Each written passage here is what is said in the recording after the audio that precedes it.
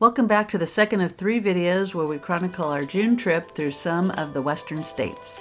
In the first episode, we traveled to western Colorado. There we saw beautiful mountain scenery, waterfalls, the Colorado River, and gorgeous mountain towns.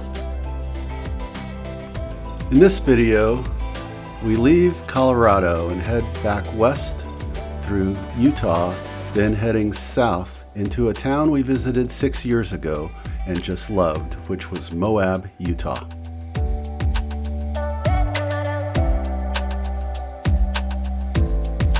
About 30 minutes after we crossed back into Utah, we turned off onto Highway 128, which is one of the most beautiful drives in America.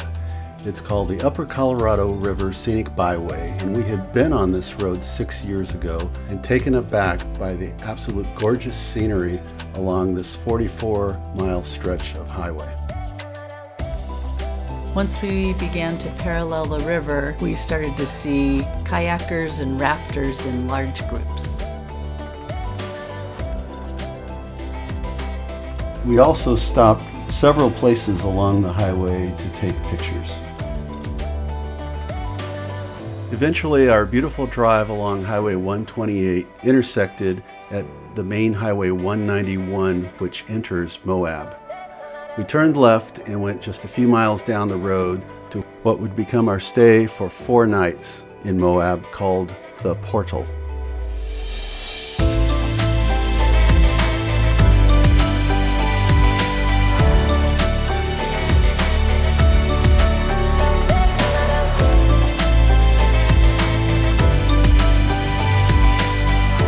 Once we got set up, we were eager to use the rest of the daylight to go on our first hike, which was about 30 miles north of Moab. So all right, this is the right way. Here we go. Ooh, blizzards. Corona Arch. So the hike to Corona Arch has some unique features. Go through the maze of barbed wire. Don't want to get scratched. Right at the beginning, you cross an active railroad track.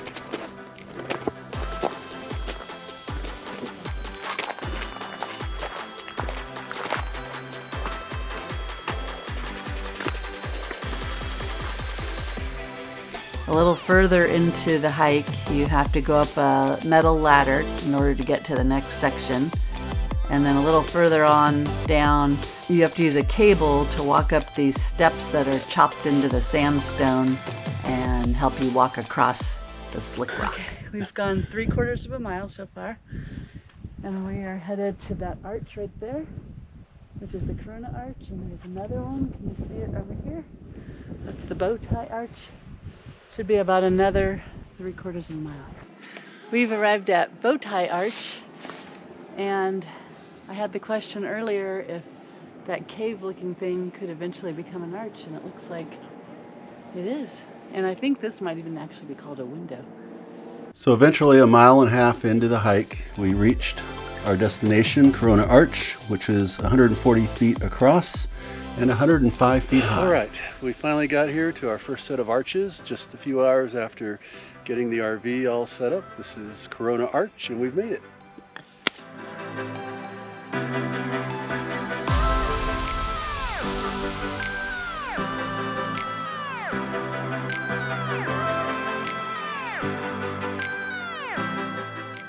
On our way back to the RV, we stopped at an amazing feature we had passed on the way to Corona Arch. It was a large cliff along the highway, which we later came to find was called Wall Street. It is well known in the rock climbing community as one of the best places to climb in the United States.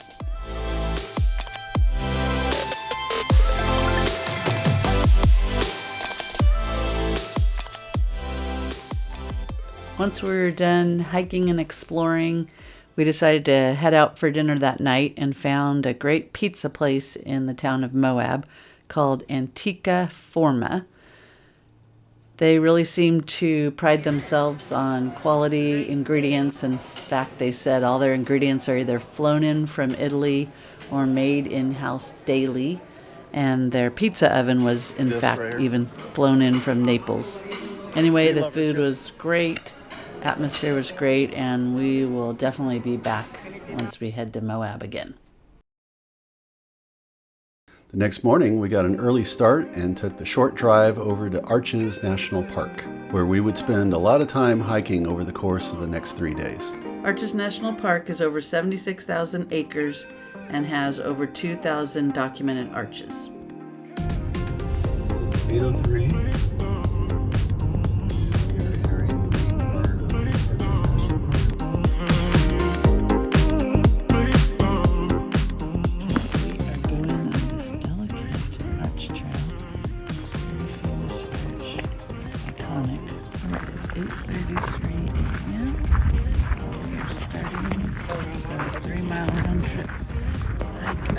Delicate Arch. It is Wednesday, June 1st. All right, here we go up the rock.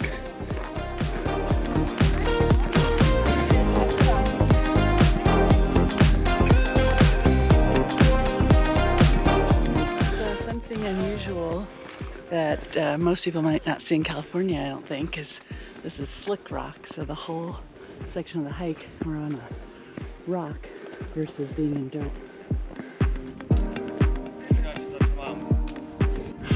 Well, you ready to continue? Yes, sir. This is The best is yet to come. now the terrain changes, gets a little narrower,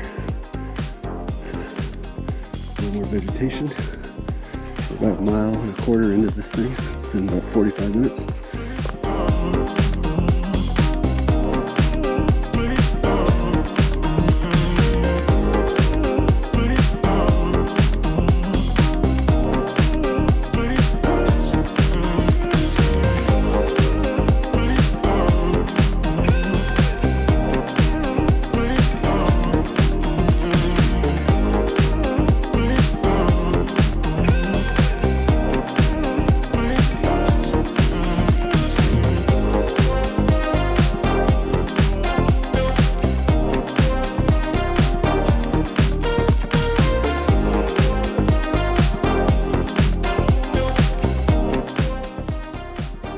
So we made it to the Delicate Arch, which is an iconic arch that you might even see on stamps in America.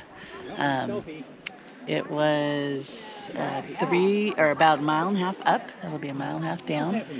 460-foot elevation gain, and it's pretty amazing.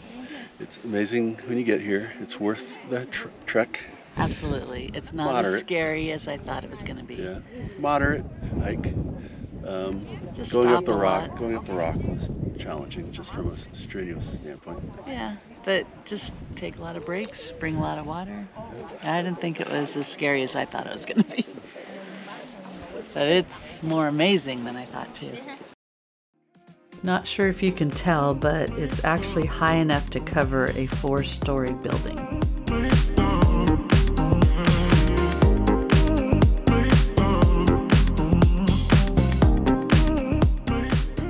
After a lunch break, we drove up the road a little ways and went to Sand Dune Arch, Broken Arch, and Tapestry Arch.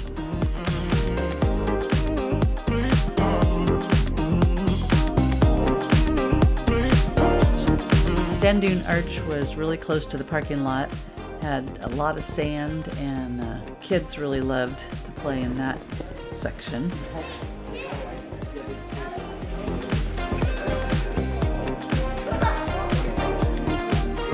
The Broken Arch was about 1.25 miles round trip hike, and the arch looks like there's a crack in the middle and kind of looks like a heart to me anyway.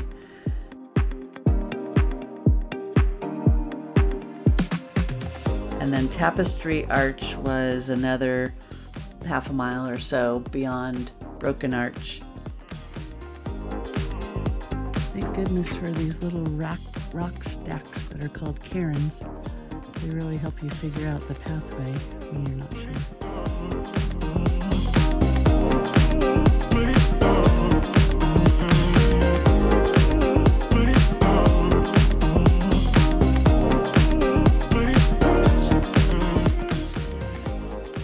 As we made our way back towards the entrance to the park, we stopped at another spectacular arch called Double Arch. And this is where two arches are joined on one end. And in fact, this arch was in the movie Indiana Jones.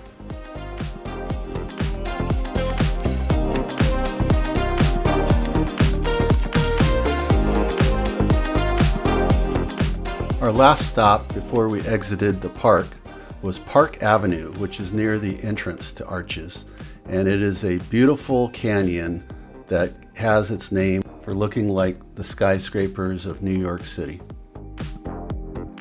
After dinner in the RV, we would return back into the park, and I would spend about an hour capturing photographs and video of the sunset that night.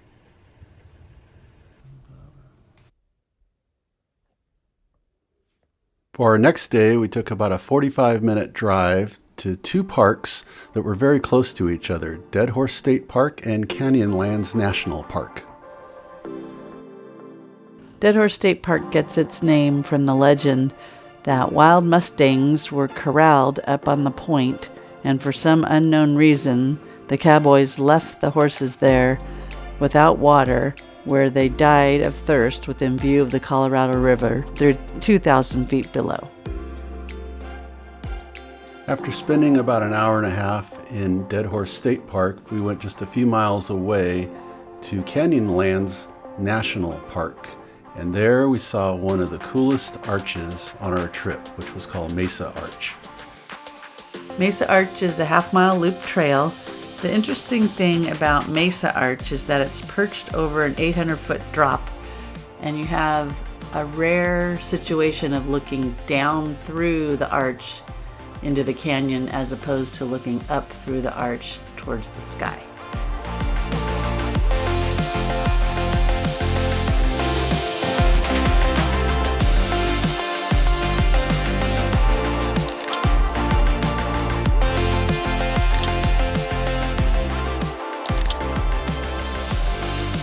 We then ventured over to the Grand View Point Overlook, where you get a 360-degree view of canyons, the Colorado River, and Green River.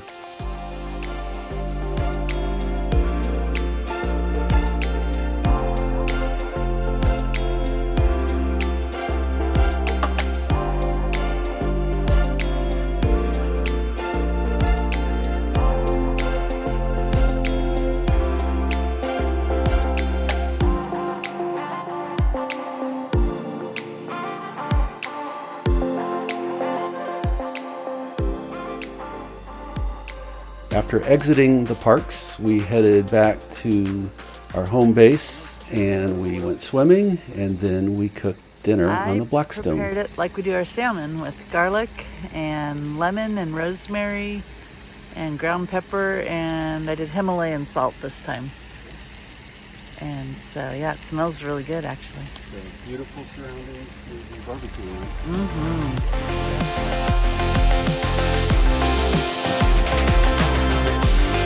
After dinner, we watched a sunset from within our RV park.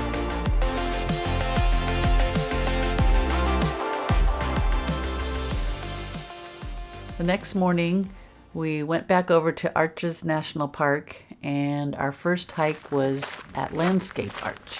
We are headed to Landscape Arch, one of the longest arches in the park, and it's very thin as well.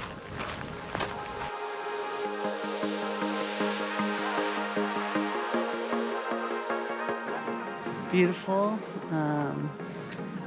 delicate in its own way. It's only, I think, 11 feet across at the most narrowest part. I'm not sure how thick. And it's 300 feet across at the widest at the base.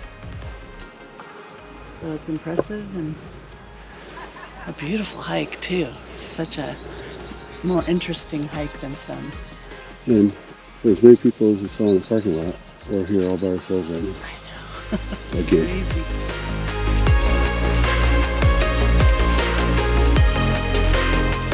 We're approaching Pine Tree Arch, which is a little offshoot hike from the Landscape Arch hike that we just did.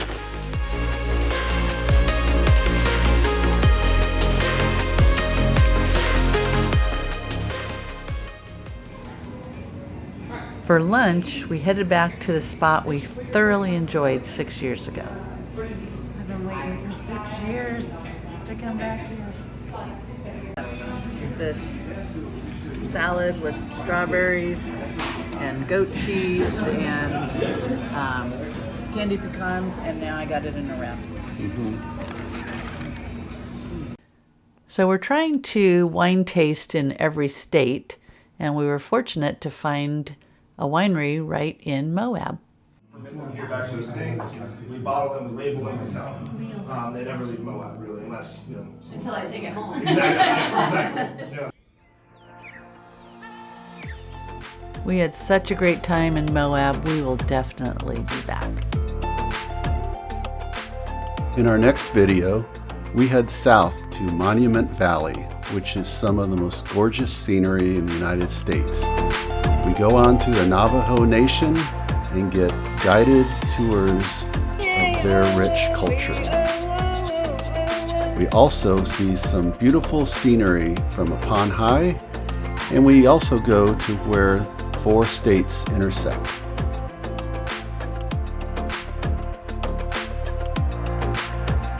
Thank you for watching another episode of Journey with the Josseys.